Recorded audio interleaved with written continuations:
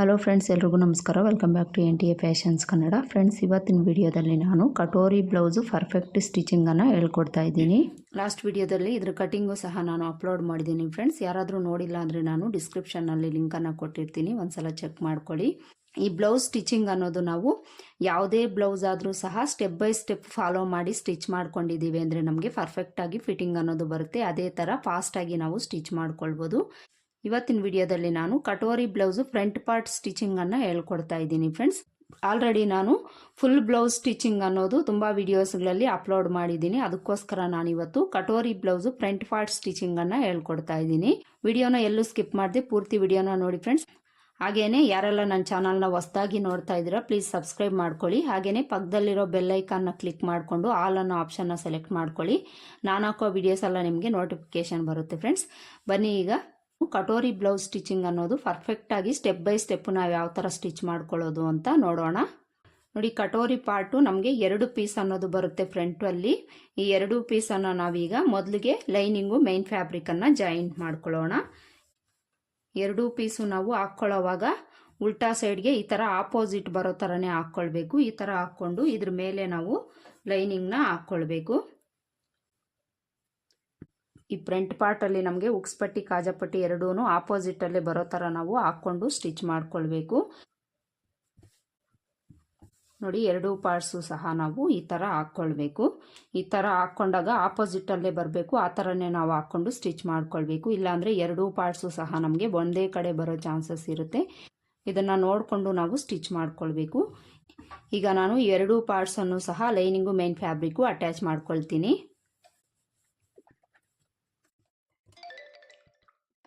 Lining main fabric attach ಮಾಡ್ಕೊಳ್ಳೋವಾಗ ನಾವು ದೊಡ್ಡ ಸ್ಟಿಚ್ಚನ್ನು ಇಟ್ಕೊಂಡು ಸ್ಟಿಚ್ ಮಾಡ್ಕೊಳ್ಬೇಕಾಗುತ್ತೆ. ಆದಷ್ಟು ನೀವು ಸ್ವಲ್ಪ ದೊಡ್ಡ ಸೈಜ್ ಸ್ಟಿಚ್ಚನ್ನು ಇಟ್ಕೊಂಡು ಸ್ಟಿಚ್ ಮಾಡ್ಕೊಳ್ಳಿ.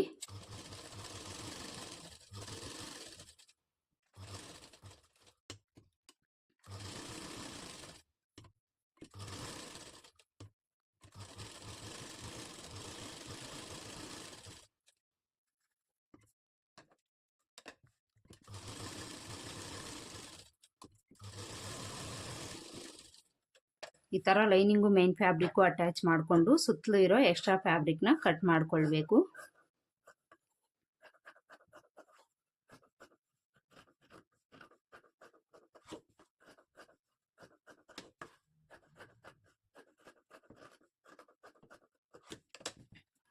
ನೋಡಿ, ಸೇಮ್ ಇದೇ ಥರ ನಾವು ಈ ಪೀಸ್ನೂ ಸಹ ಲೈನಿಂಗು ಮೈನ್ ಫ್ಯಾಬ್ರಿಕ್ಕು ಅಟ್ಯಾಚ್ ಮಾಡ್ಕೊಳ್ಬೇಕು. ನೋಡಿ, ಈ ಥರ ನಾವು 2 ಫ್ಯಾಬ್ರಿಕ್ಕು ಲೈನಿಂಗು ಮೈನ್ ಫ್ಯಾಬ್ರಿಕನ್ನು ಅಟ್ಯಾಚ್ ಮಾಡಿಕೊಂಡು ಈಗ ನಾವು ಕಟೋರಿ ಪಾರ್ಟನ್ನು ತಗೊಳ್ಳೋಣ. ಕಟೋರಿ ಪಾರ್ಟು ತಗೊಂಡು ಸಹ ನಾವು ಲೈನಿಂಗು ಮೈನ್ ಫ್ಯಾಬ್ರಿಕನ್ನು ಅಟ್ಯಾಚ್ ಮಾಡ್ಕೊಳ್ಬೇಕು. ನೋಡಿ, ಮೈನ್ ಫ್ಯಾಬ್ರಿಕ್ಕು ಉಲ್ಟಾ ಸೈಡ್ ಮೇಲೆ ಬರೋ ಥರ ಹಾಕ್ಕೊಳ್ಬೇಕು. ಉಲ್ಟಾ ಸೈಡ್ ಮೇಲೆ ಬರೋ ಥರ ಹಾಕ್ಕೊಂಡು ಇದ್ರ ಮೇಲೆ ಲೈನಿಂಗನ್ನು ಇಟ್ಕೊಳ್ಬೇಕು. ಲೈನಿಂಗು ಈ ಥರ ಇಟ್ಕೊಳ್ಳೋವಾಗ ಆಪೋಸಿಟ್ ಬರೋ ಥರನೇ ನಾವು ಹಾಕ್ಕೊಂಡು ಸ್ಟಿಚ್ ಮಾಡ್ಕೊಳ್ಬೇಕು.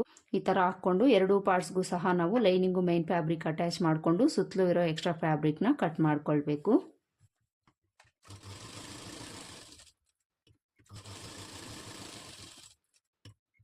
ಈ ಕಟೋರಿ ಪಾರ್ಟು ಸ್ಟಿಚ್ ಮಾಡ್ಕೊಳ್ಳೋವಾಗ ಯಾವುದೇ ಕಾರಣಕ್ಕೂ ನಾವು ಎಳಿದೆ ಸ್ಟಿಚ್ ಮಾಡ್ಕೊಳ್ಬೇಕು. ಇದು ಕ್ರಾಸ್ ಕಟಿಂಗ್ ಕಟ್ ಮಾಡ್ಕೊಂಡು ಇರೋದ್ರಿಂದ ಎಕ್ಸ್ಪೆಂಡ್ ಆಗುತ್ತೆ ಫ್ರೆಂಡ್ಸ್. ಅದಕ್ಕೋಸ್ಕರ ನೋಡಿಕೊಂಡೇ ಸ್ಟಿಚ್ ಮಾಡ್ಕೊಳ್ಳಿ. ಯಾವುದೇ ಕಾರಣಕ್ಕೂ ನೀವು ಲೈನಿಂಗ್ ಆಗಲಿ ಮೈನ್ ಫ್ಯಾಬ್ರಿಕ್ ಆಗಲಿ ಎಳಿದೇನೆ ನೀಟಾಗಿ ಇಟ್ಕೊಂಡು ಸ್ಟಿಚ್ ಮಾಡ್ಕೊಳ್ಬೇಕು.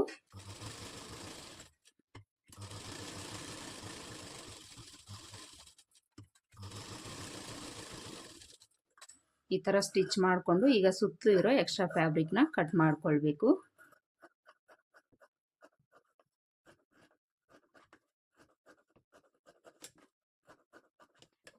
ನೋಡಿ, ಸೇಮ್ ಇದೇ ಥರ ಈ ಪಾರ್ಟ್ನು ಸಹ ನಾವು ಸ್ಟಿಚ್ ಮಾಡ್ಕೊಳ್ಬೇಕು. ನೋಡಿ, ಈ ಥರ ನಾವು 2 ಕಟೋರಿ ಪಾರ್ಟು ಲೈನಿಂಗು ಮೈನ್ ಫ್ಯಾಬ್ರಿಕನ್ನು ಅಟ್ಯಾಚ್ ಮಾಡ್ಕೊಳ್ಬೇಕು. ಅಟ್ಯಾಚ್ ಮಾಡಿಕೊಂಡು ಈಗ ನಾವು ಈ ಡಾಟ್ ಪಾಯಿಂಟ್ ಏನಿದೆ ಇದನ್ನು ನಾವು ಸ್ಟಿಚ್ ಮಾಡ್ಕೊಳ್ಬೇಕು. ಇದನ್ನು ಸ್ಟಿಚ್ ಮಾಡ್ಕೊಳ್ಳೋದಕ್ಕೆ ನಾವು ಮೊದಲೇ ಮಾರ್ಕ್ ಮಾಡ್ಕೊಂಡಿರ್ತೀವಲ್ಲ ಅದರ ಪ್ರಕಾರನೇ ನಾವು ಸ್ಟಿಚ್ ಮಾಡ್ಕೊಳ್ಬೇಕಾಗುತ್ತೆ.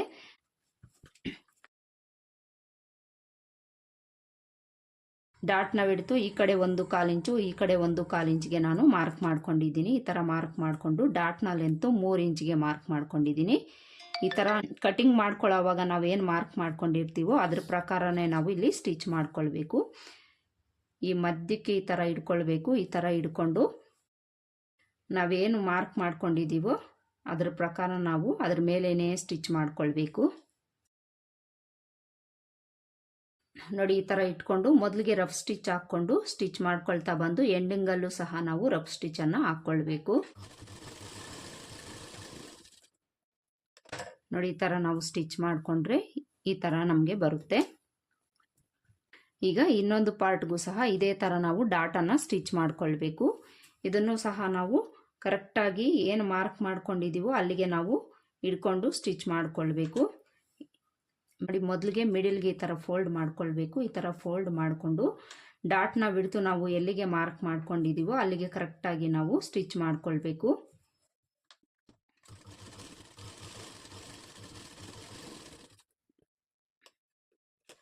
ಈ ಥರ ಒಂದು ಸ್ಟಿಚ್ ಹಾಕ್ಕೊಂಡು ಇದ್ರ ಮೇಲೆ ಇನ್ನೊಂದು ಡಬಲ್ ಸ್ಟಿಚ್ಚು ಸಹ ಹಾಕ್ಕೊಳ್ಳಿ.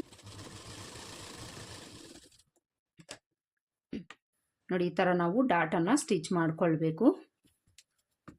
ನೋಡಿ ಎರಡು ಪಾರ್ಟ್ಸು ಡಾಟನ್ನು ಸ್ಟಿಚ್ ಮಾಡಿಕೊಂಡು ಈಗ ನಾವು ಈ ಪಾರ್ಟನ್ನು ತಗೊಳ್ಳೋಣ. ನೋಡಿ ಈ ಬ್ಲೌಸ್ ಪಾರ್ಟ್ ಏನಿದೆ ಇದನ್ನು ನಾವು ಈ ಥರ ಆಪೋಸಿಟಲ್ಲಿ ಹಾಕ್ಕೊಂಡು ಈ ಕಟೋರಿ ಪಾರ್ಟ್ ಏನಿದೆ ಇದು ಯಾವ ಕಡೆಗೆ ಯಾವುದು ಬರುತ್ತೆ ಅಂತ ನಾವು ನೋಡ್ಕೊಳ್ಬೇಕು. ನೋಡಿಕೊಂಡು ನಾವು ಸ್ಟಿಚ್ ಮಾಡ್ಕೊಳ್ಬೇಕಾಗುತ್ತೆ. ಈ ಥರ ನೀವು ಮೊದಲೇನೆ ಸೆಟ್ ಮಾಡ್ಕೊಳ್ಳಿ. ಸೆಟ್ ಮಾಡಿಕೊಂಡು ಈಗ ನಾವು ಸ್ಟಿಚ್ ಮಾಡ್ಕೊಳ್ಬೇಕು. ಇದನ್ನು ಒಂದು ಪಾರ್ಟನ್ನು ಸೈಡ್ಗಿಟ್ಟು ಇನ್ನೊಂದು ಪಾರ್ಟನ್ನು ನಾನು ಸ್ಟಿಚ್ ಮಾಡಿ ತೋರಿಸ್ತೀನಿ. ಇದನ್ನು ನಾವು ಸ್ಟಿಚ್ ಮಾಡ್ಕೊಳ್ಳೋವಾಗ ಈ ನೆಕ್ ಪಾರ್ಟ್ ಕಡೆಯಿಂದ ನಾವು ಸ್ಟಿಚ್ ಮಾಡ್ಕೊಳ್ತಾ ಬರೋಣ. ನೋಡಿ ನೆಕ್ ಪಾರ್ಟ್ ಕಡೆ ಈ ಥರ ಇಟ್ಕೊಳ್ಬೇಕು. ಈ ಥರ ಇಟ್ಕೊಂಡು 1/2 ಇಂಚ್ ಮಾರ್ಜಿನ್ಗೆ ನಾವು ಸ್ಟಿಚ್ ಮಾಡ್ಕೊಳ್ಬೇಕು.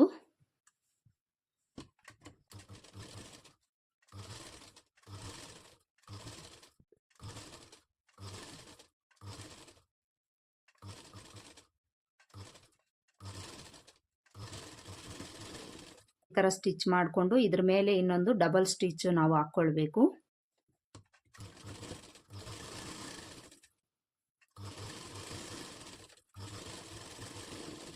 ಈ ಥರ ಸ್ಟಿಚ್ ಮಾಡಿಕೊಂಡು ಇಲ್ಲೇನಾದರೂ ನಿಮಗೆ ಎಕ್ಸ್ಟ್ರಾ ಬಂದಿದೆ ಅಂದರೆ ಅದನ್ನು ನೀವು ಟ್ರಿಮ್ ಮಾಡ್ಕೊಳ್ಳಿ.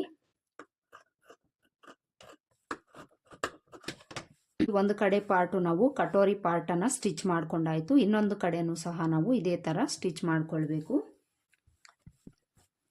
ಇನ್ನೊಂದು ಪಾರ್ಟನ್ನು ತಗೊಂಡು ಆಗಲೇ ನಾವು ಈ ಪಾರ್ಟನ್ನು ಇದ್ರ ಮೇಲೆ ಇಟ್ಕೊಂಡು ಸ್ಟಿಚ್ ಮಾಡ್ಕೊಂಡಿದ್ದೀವಿ. ಈಗ ಈ ಪಾರ್ಟ್ ಮೇಲೆ ಈ ಪಾರ್ಟನ್ನು ಇಟ್ಕೊಂಡು ನಾವು ಸ್ಟಿಚ್ ಮಾಡ್ಕೊಳ್ಬೇಕು. ಯಾಕೆ ಅಂದರೆ ಈ ನೆಕ್ಕಿನ ಕಡೆಯಿಂದನೇ ನಾವು ಸ್ಟಿಚ್ ಮಾಡ್ಕೊಳ್ಬೇಕು. ಅದಕ್ಕೋಸ್ಕರ ಇದೇ ಥರ ಇಟ್ಕೊಂಡು ನೀವು ಸ್ಟಿಚ್ ಮಾಡ್ಕೊಳ್ಳಿ.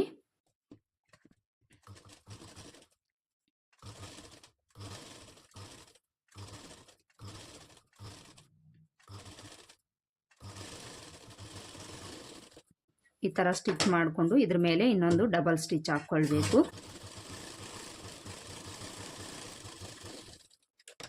ಈ ಥರ ಡಬಲ್ ಸ್ಟಿಚ್ ಹಾಕ್ಕೊಂಡು ಎಕ್ಸ್ಟ್ರಾ ಥ್ರೆಡ್ ಇದ್ದರೆ ಅದನ್ನು ಕಟ್ ಮಾಡ್ಕೊಳ್ಳಿ.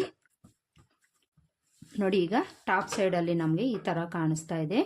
ಈ ಥರ ಟಾಪ್ ಸೈಡ್ಗೆ ಓಪನ್ ಮಾಡಿಕೊಂಡು ಇಲ್ಲಿ ನಿಮಗೆ ಎಕ್ಸ್ಟ್ರಾ ಇದ್ದರೆ ಅದನ್ನು ಟ್ರಿಮ್ ಮಾಡ್ಕೊಳ್ಳಿ.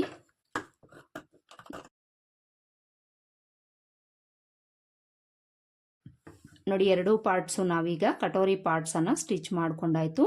ಈಗ ನಾವು ಶೇಪ್ ಬೆಲ್ಟನ್ನು ಸ್ಟಿಚ್ ಮಾಡ್ಕೊಳ್ಬೇಕು.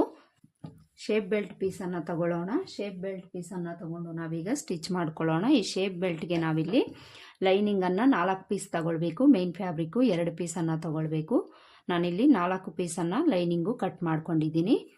ಇಲ್ಲಿ ಕ್ಲೋಸ್ ಇದೆ, ಇದನ್ನು ನಾನು ಈ ಥರ ಓಪನ್ ಮಾಡ್ಕೊಳ್ತೀನಿ. ಈ ಥರ ಓಪನ್ ಮಾಡಿಕೊಂಡು ಈಗ ಲೈನಿಂಗ್ 2 ಪೀಸನ್ನು ತಗೊಂಡು ಮೇನ್ ಫ್ಯಾಬ್ರಿಕ್ ಪೀಸನ್ನು ತಗೊಂಡು ಮೇನ್ ಫ್ಯಾಬ್ರಿಕ್ನ ಈ ಥರ 2 ಪೀಸನ್ನು ಉಲ್ಟಾ ಸೈಡ್ಗೆ ಹಾಕ್ಕೊಳ್ಬೇಕು. ಈ ಥರ ಹಾಕ್ಕೊಂಡು 2 ನಾವು ಲೈನಿಂಗ್ ಪೀಸನ್ನು ತಗೊಳ್ಬೇಕು. 2 ಲೈನಿಂಗ್ ಪೀಸನ್ನು ತಗೊಂಡು ಇದ್ರ ಮೇಲೆ ಇಟ್ಕೊಂಡು ನಾವು ಸ್ಟಿಚ್ ಮಾಡ್ಕೊಳ್ಬೇಕು. ಈ ಥರ ಇಟ್ಕೊಳ್ಳೋವಾಗ 2 ಶೇಪ್ ಬೆಲ್ಟು ಆಪೋಸಿಟಲ್ಲೇ ಇಟ್ಕೊಂಡು ನಾವು ಸ್ಟಿಚ್ ಮಾಡ್ಕೊಳ್ಬೇಕು. ಈ ಥರ ಮೊದಲೇ ನೀವು ಸೆಟ್ ಮಾಡಿಕೊಂಡು ಇಟ್ಕೊಳ್ಳಿ. ಆವಾಗ ನಿಮಗೆ ಕನ್ಫ್ಯೂಸ್ ಆಗದೆ ನೀವು ಸ್ಟಿಚ್ ಮಾಡ್ಕೊಳ್ತೀರಾ. ಈ ಥರ ಇಟ್ಕೊಂಡು ಈಗ ಇವೆರಡು ಪೀಸನ್ನು ನಾನು ಜಾಯಿಂಟ್ ಮಾಡ್ಕೊಳ್ತೀನಿ.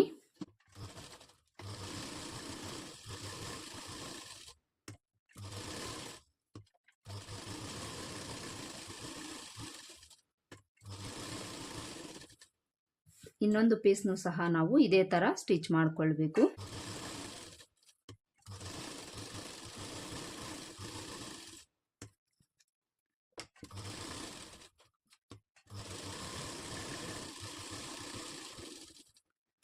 ನೋಡಿ ಈ ಥರ ನಾವು ಒಂದು ಪೀಸ್ ಲೈನಿಂಗು ಒಂದು ಮೇನ್ ಫ್ಯಾಬ್ರಿಕನ್ನು ಉಲ್ಟಾ ಸೈಡ್ ಇಟ್ಕೊಂಡು ಈ ಥರ ಸ್ಟಿಚ್ ಮಾಡ್ಕೊಳ್ಬೇಕು. ಈ ಥರ ಸ್ಟಿಚ್ ಮಾಡಿಕೊಂಡು ಈಗ ನಾವು ಇನ್ನೊಂದು ಲೈನಿಂಗನ್ನು ತಗೊಳ್ಬೇಕು. ಇನ್ನೊಂದು ಲೈನಿಂಗನ್ನು ತಗೊಂಡು ಈ ಕಡೆಗೆ ಯಾವ ಶೇಪ್ ಇದೆ ಆ ಶೇಪ್ ಬರೋ ಥರ ನಾವು ಈ ಥರ ಇಟ್ಕೊಳ್ಬೇಕು. ಈ ಥರ ಇಟ್ಕೊಂಡು 1/2 ಇಂಚ್ ಮಾರ್ಜಿನ್ಗೆ ನಾವು ಸ್ಟಿಚ್ ಮಾಡ್ಕೊಳ್ಬೇಕು.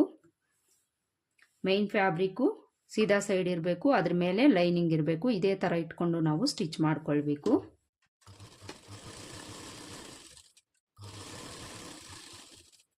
ಈಗ ನಾವು ಇನ್ನೊಂದು ಶೇಪ್ ಬೆಲ್ಟನ್ನು ತಗೊಂಡು ಈ ಕಡೆ ಈ ಶೇಪ್ ಬೆಲ್ಟಲ್ಲಿ ನಮಗೆ ಯಾವ ಕಡೆ ಪಾರ್ಟ್ ಬಂದಿದೆ ನೋಡಿಕೊಂಡು ನಾವು ಈ ಶೇಪ್ ಬೆಲ್ಟನ್ನು ಸ್ಟಿಚ್ ಮಾಡ್ಕೊಳ್ಬೇಕು.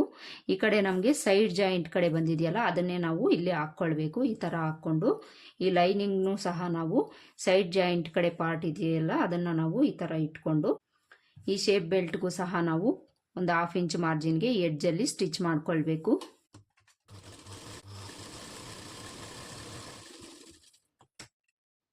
ಈ ಥರ ಸ್ಟಿಚ್ ಮಾಡಿಕೊಂಡು ಈ ಲೈನಿಂಗನ್ನು ಈ ಥರ ಓಪನ್ ಮಾಡ್ಕೊಳ್ಬೇಕು. ಓಪನ್ ಮಾಡಿಕೊಂಡು ಈ ಲೈನಿಂಗ್ ಮೇಲೆ ಎಡ್ಜ್ಗೆ ಒಂದು ಕಿನಾರಿ ಸ್ಟಿಚ್ ಹಾಕ್ಕೊಳ್ಬೇಕು.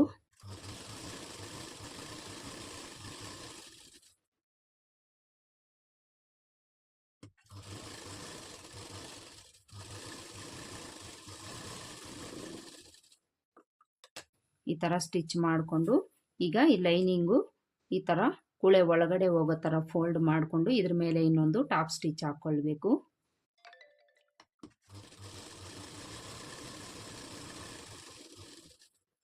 ಈ ಥರ ಸ್ಟಿಚ್ ಹಾಕ್ಕೊಂಡು ಈಗ ಎಕ್ಸ್ಟ್ರಾ ಇರೋ ಫ್ಯಾಬ್ರಿಕ್ನ ಕಟ್ ಮಾಡ್ಕೊಳ್ಬೇಕು.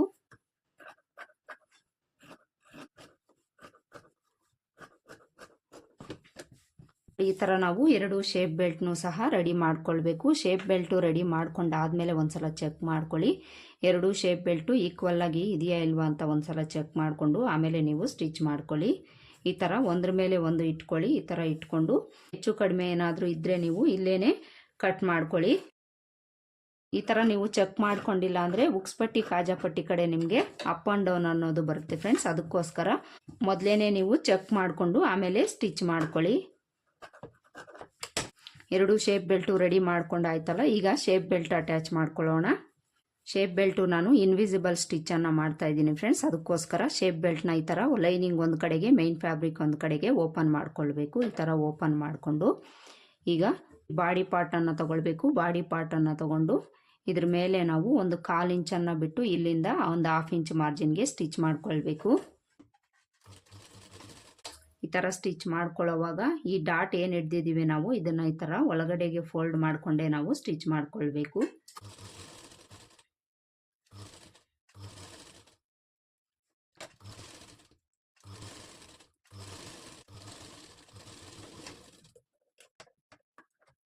ನಾವು ಶೇಪ್ ಬೆಲ್ಟನ್ನು ಸ್ಟಿಚ್ ಮಾಡಿಕೊಂಡು ಈಗ ನಾವು ಸೀದಾ ಸೈಡ್ಗೆ ಓಪನ್ ಮಾಡ್ಕೊಳ್ಬೇಕು. ಈ ಥರ ಓಪನ್ ಮಾಡಿಕೊಂಡು ಶೇಪ್ ಬೆಲ್ಟು ನಾನು ಇನ್ವಿಸಿಬಲ್ ಸ್ಟಿಚ್ ಮಾಡ್ತೀನಿ ಅಂತ ಹೇಳಿದ್ದೀನಲ್ಲ ಫ್ರೆಂಡ್ಸ್, ಅದಕ್ಕೋಸ್ಕರ ಈ ಥರ ನಾವು ಸೀದಾ ಸೈಡ್ಗೆ ಹಾಕ್ಕೊಂಡು ಈ ನೆಕ್ ಪಾರ್ಟ್ ಕಡೆಯಿಂದ ನಾವು ಈ ಥರ ಸಣ್ಣದಾಗಿ ಫೋಲ್ಡ್ ಮಾಡ್ಕೊಳ್ಬೇಕು. ಈ ಥರ ಫೋಲ್ಡ್ ಮಾಡಿಕೊಂಡು ಈ ಶೇಪ್ ಬೆಲ್ಟ್ ಒಳಗಡೆಗೆ ನಾವು ಈ ಥರ ಫೋಲ್ಡ್ ಮಾಡಿಕೊಂಡು ಈ ಪೀಸನ್ನು ತಗೊಂಡು ಇದ್ರ ಮೇಲೆ ಇಟ್ಕೊಂಡು ನಾವೇನು ಮೊದಲು 1/2 ಇಂಚ್ ಮಾರ್ಜಿನ್ಗೆ ಸ್ಟಿಚ್ ಮಾಡ್ಕೊಂಡಿದ್ದೀವೋ ಅದ್ರ ಮೇಲೇ ನಾವು ಸ್ಟಿಚ್ ಮಾಡ್ಕೊಳ್ತಾ ಬರಬೇಕು.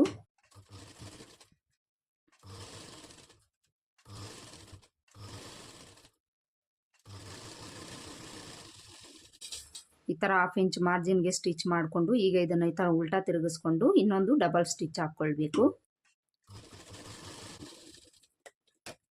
ನೋಡಿ ಈ ಥರ ನಾವು ಸ್ಟಿಚ್ ಮಾಡಿಕೊಂಡು ಈ ಕರ್ವ್ ಶೇಪ್ ಹತ್ರ ಸಣ್ಣ ಟಕ್ಸನ್ನು ಇಟ್ಕೊಳ್ಬೇಕು. ಟಕ್ಸನ್ನು ಇಟ್ಕೊಂಡು ನಾವು ಸೀದಾ ಮಾಡ್ಕೊಳ್ಳೋದ್ರಿಂದ ನಮಗೆ ಈ ಶೇಪ್ ಅನ್ನೋದು ನೀಟಾಗಿ ಬರುತ್ತೆ. ಅದಕ್ಕೋಸ್ಕರ ಈ ಥರ ಟಕ್ಸನ್ನು ಇಟ್ಕೊಂಡು ಈಗ ಇದ್ರೊಳಗಡೆಯಿಂದ ನಾವು ಈ ಥರ ಓಪನ್ ಮಾಡ್ಕೊಳ್ಬೇಕು. ನೋಡಿ ನಮಗೆ ಟಾಪ್ ಸೈಡಲ್ಲಿ ಈ ಥರ ಕಾಣಿಸುತ್ತೆ. ಇನ್ವಿಸಿಬಲ್ ಅನ್ನೋದು ನಮಗೆ ನೋಡಿ ಈ ಥರ ಕಾಣಿಸುತ್ತೆ ಫ್ರೆಂಡ್ಸ್. ಯಾವುದೇ ಥರ ನಮಗೆ ಶೇಪ್ ಬೆಲ್ಟಲ್ಲಿ ಕೂಳೆ ಅನ್ನೋದು ಕಾಣಿಸೋದಿಲ್ಲ. ಈ ಮೆಥಡಲ್ಲಿ ನೀವು ಸ್ಟಿಚ್ ಮಾಡ್ಕೊಳ್ಳಿ. ಈ ಥರ ಸ್ಟಿಚ್ ಮಾಡಿಕೊಂಡು ಈ ಎಡ್ಜಲ್ಲಿ ಈ ಶೇಪ್ ಬೆಲ್ಟ್ ಅನ್ನೋದು ಓಪನ್ ಇರುತ್ತೆ. ಅದಕ್ಕೋಸ್ಕರ ಇದ್ರ ಮೇಲೆ ಒಂದು ಸ್ಟಿಚ್ ಮಾಡ್ಕೊಳ್ಳಿ.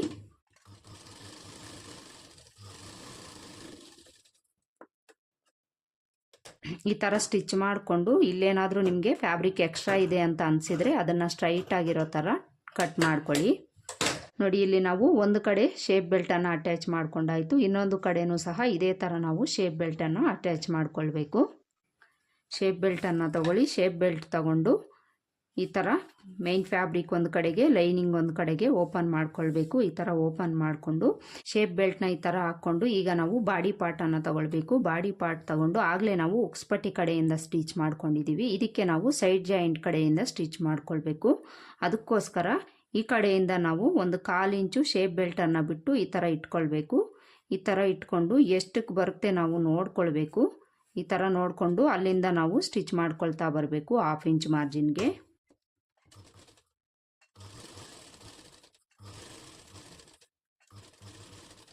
ಈ ಕಡೆನೂ ಸಹ ನಾವು ಈ ಡಾಟನ್ನು ಈ ಥರ ಫೋಲ್ಡ್ ಮಾಡಿಕೊಂಡೇ ಸ್ಟಿಚ್ ಮಾಡ್ಕೊಳ್ಬೇಕು.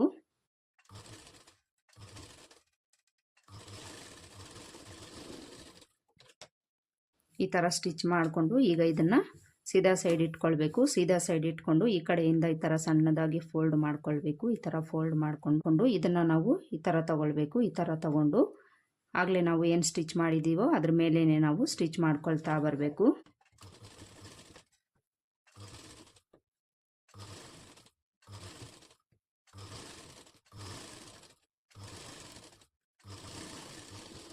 ಈ ಥರ ಸ್ಟಿಚ್ ಮಾಡಿಕೊಂಡು ಇದನ್ನು ಈ ಥರ ಉಲ್ಟಾ ತಿರುಗಿಸ್ಕೊಂಡು ಇದ್ರ ಮೇಲೆ ಇನ್ನೊಂದು ಡಬಲ್ ಸ್ಟಿಚ್ ಹಾಕ್ಕೊಳ್ಬೇಕು.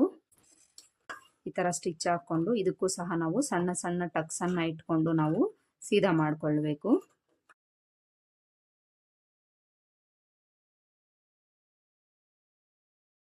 ನೋಡಿ, ಇಲ್ಲಿ 2 ಪಾರ್ಟಲ್ಲೂ ನಾವೀಗ ಶೇಪ್ ಬೆಲ್ಟನ್ನು ಸ್ಟಿಚ್ ಮಾಡ್ಕೊಂಡಾಯಿತು. ಈಗ ನಾವು ಉಕ್ಸ್ಪಟ್ಟಿ ಕಾಜಾಪಟ್ಟಿನ ಸ್ಟಿಚ್ ಮಾಡ್ಕೊಳ್ಬೇಕು. ಉಕ್ಸ್ಪಟ್ಟಿ ಕಾಜಾಪಟ್ಟಿ ಸ್ಟಿಚ್ ಮಾಡ್ಕೊಳ್ಳೋದಕ್ಕೂ ಮುಂಚೆ ನಾವಿಲ್ಲಿ ಉಕ್ಸ್ಪಟ್ಟಿ ಕಾಜಾಪಟ್ಟಿ ಕಡೆ 2 ಪಾರ್ಟ್ಸಲ್ಲೂ ಈಕ್ವಲ್ ಆಗಿದೆಯಾ ಇಲ್ವಾ ಅಂತ ಒಂದ್ಸಲ ನಾವು ಇಲ್ಲಿ ಚೆಕ್ ಮಾಡ್ಕೊಳ್ಬೇಕು. ಹಾಗೆಯೇ ಈ ಸೈಡ್ ಜಾಯಿಂಟಲ್ಲೂ ಸಹ ನಾವು ಚೆಕ್ ಮಾಡ್ಕೊಳ್ಬೇಕು. ನೋಡಿ, ಈ ಪಾರ್ಟಲ್ಲಿ ನನಗೆ ಸ್ವಲ್ಪ ಎಕ್ಸ್ಟ್ರಾ ಅನ್ನೋದು ಬರ್ತಾ ಇದೆ, ಅದನ್ನು ನಾವಿಲ್ಲಿ ಎಕ್ಸ್ಟ್ರಾ ಇರೋದನ್ನು ಕಟ್ ಮಾಡ್ಕೊಳ್ಬೇಕು. ಈ ಥರ ಏನಾದರೂ ನಿಮಗೆ 2 ಪಾರ್ಟು ಅಪ್ ಆ್ಯಂಡ್ ಡೌನ್ ಏನಾದರೂ ಬಂದಿದೆ ಅಂದರೆ ಅದನ್ನು ನೋಡಿಕೊಂಡು ನೀವು ಎಕ್ಸ್ಟ್ರಾ ಇರೋ ಫ್ಯಾಬ್ರಿಕ್ನ ಕಟ್ ಮಾಡ್ಕೊಳ್ಳಿ.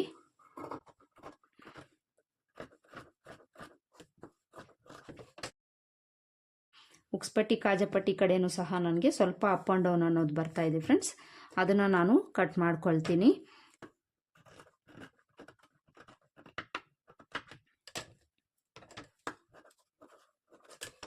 ಈ ಥರ ನೀವು ನೋಡಿಕೊಂಡು ಎಕ್ಸ್ಟ್ರಾ ಏನಾದರೂ ಇದ್ದರೆ ಈ ಥರ ಕಟ್ ಮಾಡ್ಕೊಳ್ಳಿ.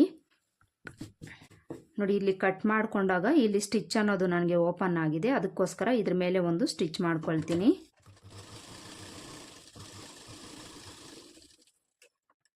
ಈಗ ನಮಗೆ ಉಕ್ಸ್ಪಟ್ಟಿ ಕಾಜಾಪಟ್ಟಿ ಕಡೆ ಈಕ್ವಲ್ ಆಗಿದೆ ನೋಡಿ. ಈ ಥರ ನೀವು ಚೆಕ್ ಮಾಡಿಕೊಂಡು ಎಕ್ಸ್ಟ್ರಾ ಇರೋದನ್ನು ನೀವು ಕಟ್ ಮಾಡಿ ತೆಗೆದುಬಿಡಿ ಫ್ರೆಂಡ್ಸ್. ಯಾವುದೇ ಥರ ಪ್ರಾಬ್ಲಮ್ ಏನೂ ಆಗೋದಿಲ್ಲ, ನಿಮಗೆ ಕರೆಕ್ಟಾಗೇ ಬರುತ್ತೆ ಫಿಟ್ಟಿಂಗ್ ಅನ್ನೋದು. ಈಗ ನಾವು ಇದಕ್ಕೆ ಉಕ್ಸ್ಪಟ್ಟಿ ಕಾಜಾಪಟ್ಟಿ ಅಟ್ಯಾಚ್ ಮಾಡ್ಕೊಳ್ಬೇಕು. ಉಕ್ಸ್ಪಟ್ಟಿ ಕಾಜಾಪಟ್ಟಿ ನಾನು ಉಕ್ಸ್ಪಟ್ಟಿ ಲೆಫ್ಟ್ ಸೈಡಲ್ಲಿ ಅಟ್ಯಾಚ್ ಮಾಡ್ಕೊಳ್ತೀನಿ, ಕಾಜಾಪಟ್ಟಿ ರೈಟ್ ಸೈಡಲ್ಲಿ ಅಟ್ಯಾಚ್ ಮಾಡ್ಕೊಳ್ತೀನಿ. ನಿಮಗೆ ಅಳತೆ ಬ್ಲೌಸಲ್ಲಿ ಯಾವ ಥರ ಇದೆ ಆ ಥರ ನೋಡಿಕೊಂಡು ನೀವು ಅಟ್ಯಾಚ್ ಮಾಡ್ಕೊಳ್ಳಿ. ಈಗ ಮೊದಲಿಗೆ ನಾನಿಲ್ಲಿ ಉಕ್ಸ್ಪಟ್ಟಿನ ಅಟ್ಯಾಚ್ ಮಾಡಿ ತೋರಿಸ್ತೀನಿ.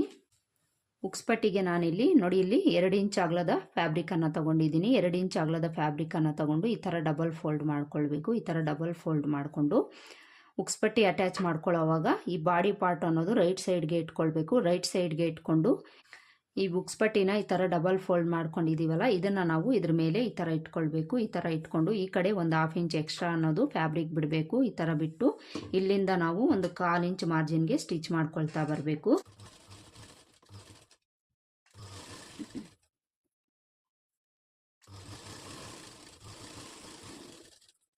ಈ ಥರ 1/4 ಇಂಚ್ ಮಾರ್ಜಿನ್ಗೆ ಸ್ಟಿಚ್ ಮಾಡಿಕೊಂಡು ಈ ಉಕ್ಸ್ಪಟ್ಟಿನ ನಾವು ಈ ಥರ ಓಪನ್ ಮಾಡಿಕೊಂಡು ಈ ಪಟ್ಟಿ ಮೇಲೆ ನಾವು ಎಡ್ಜ್ಗೆ ಒಂದು ಕಿನಾರಿ ಸ್ಟಿಚ್ ಹಾಕ್ಕೊಳ್ಬೇಕು. ಈ ಸ್ಟಿಚ್ ಹಾಕ್ಕೊಳ್ಳೋವಾಗ ಈ ಎಕ್ಸ್ಟ್ರಾ ಫ್ಯಾಬ್ರಿಕನ್ನು ಈ ಥರ ಒಳಗಡೆಗೆ ಫೋಲ್ಡ್ ಮಾಡಿಕೊಂಡು ಸ್ಟಿಚ್ ಮಾಡ್ಕೊಳ್ಳಿ.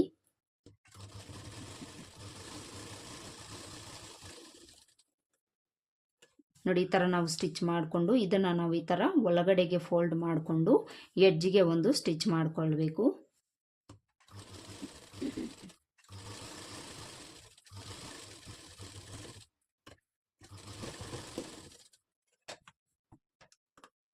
ಈ ಥರ ಸ್ಟಿಚ್ ಮಾಡಿಕೊಂಡು ಇದನ್ನು ನಾವು ಸೀದಾ ಮಾಡಿಕೊಂಡು ಇಲ್ಲಿ ಎಕ್ಸ್ಟ್ರಾ ಇರೋ ಫ್ಯಾಬ್ರಿಕ್ನ ಕಟ್ ಮಾಡ್ಕೊಳ್ಬೇಕು. ಉಕ್ಸ್ಪಟ್ಟಿನ ಅಟ್ಯಾಚ್ ಮಾಡ್ಕೊಂಡಾಯಿತು. ಈಗ ನಾವು ಕಾಜಾಪಟ್ಟಿನ ಅಟ್ಯಾಚ್ ಮಾಡ್ಕೊಳ್ಳೋಣ. ಕಾಜಾಪಟ್ಟಿಗೆ ನಾನು ಒಂದು 3 ಇಂಚ್ ಅಗಲದ ಫ್ಯಾಬ್ರಿಕನ್ನು ತೊಗೊಂಡಿದ್ದೀನಿ. 3 ಇಂಚ್ ಅಗಲದ ಫ್ಯಾಬ್ರಿಕನ್ನು ತೊಗೊಂಡು ಈ ಥರ ಇಟ್ಕೊಳ್ಬೇಕು. ಈ ಥರ ಇಟ್ಕೊಂಡು ನಾವು ಉಕ್ಸ್ಪಟ್ಟಿನ ಬಾಡಿ ಪಾರ್ಟು ಟಾಪ್ ಸೈಡ್ಗೆ ಇಟ್ಕೊಂಡು ಅದ್ರ ಮೇಲೆ ನಾವು ಉಕ್ಸ್ಪಟ್ಟಿನ ಇಟ್ಕೊಂಡು ಸ್ಟಿಚ್ ಮಾಡ್ಕೊಂಡ್ವಿ.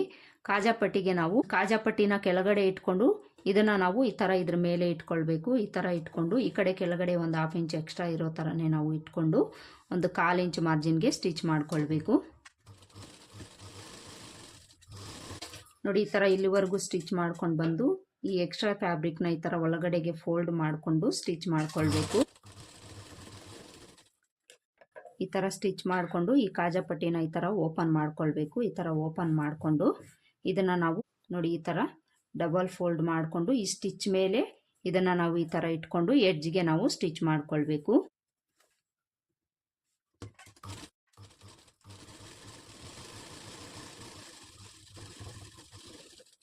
ಯಾವುದೇ ಸ್ಟಿಚ್ ಹಾಕೊಳ್ಳೋವಾಗ ನಾವು ಸ್ಟಾರ್ಟಿಂಗ್ ಆಗಲಿ ಎಂಡಿಂಗ್ ಆಗಲಿ ರಫ್ ಸ್ಟಿಚ್ಚನ್ನು ಹಾಕ್ಕೊಂಡೇ ನಾವು ಸ್ಟಿಚ್ ಮಾಡ್ಕೊಳ್ಬೇಕು. ಇದನ್ನು ನಾವು ಯಾವುದೇ ಕಾರಣಕ್ಕೂ ಮರಿಬಾರ್ದು ಫ್ರೆಂಡ್ಸ್. ನಾವೇನಾದರೂ ರಫ್ ಸ್ಟಿಚ್ ಹಾಕ್ಕೊಳ್ದೆ ಸ್ಟಿಚ್ ಮಾಡ್ಕೊಂಡಿದ್ದೀವಿ ಅಂದರೆ ಸ್ಟಿಚ್ ಎಲ್ಲ ಬಿಚ್ಕೊಳ್ಳೋ ಚಾನ್ಸ್ ಇರುತ್ತೆ. ಅದಕ್ಕೋಸ್ಕರನೇ ಸ್ಟಾರ್ಟಿಂಗ್ ಆಗಲಿ ಎಂಡಿಂಗ್ ಆಗಲಿ ನಾವು ರಫ್ ಸ್ಟಿಚ್ಚನ್ನು ಹಾಕ್ಕೊಳ್ಳೋದು ಮರಿಬಾರ್ದು. ಈ ಥರ ಸ್ಟಿಚ್ ಮಾಡಿಕೊಂಡು ಈ ಸ್ಟಿಚ್ ಪಕ್ಕದಲ್ಲೇ 1/4 ಇಂಚ್ ಮಾರ್ಜಿನ್ಗೆ ನಾವು ಇನ್ನೊಂದು ಸ್ಟಿಚ್ ಮಾಡ್ಕೊಳ್ಬೇಕು.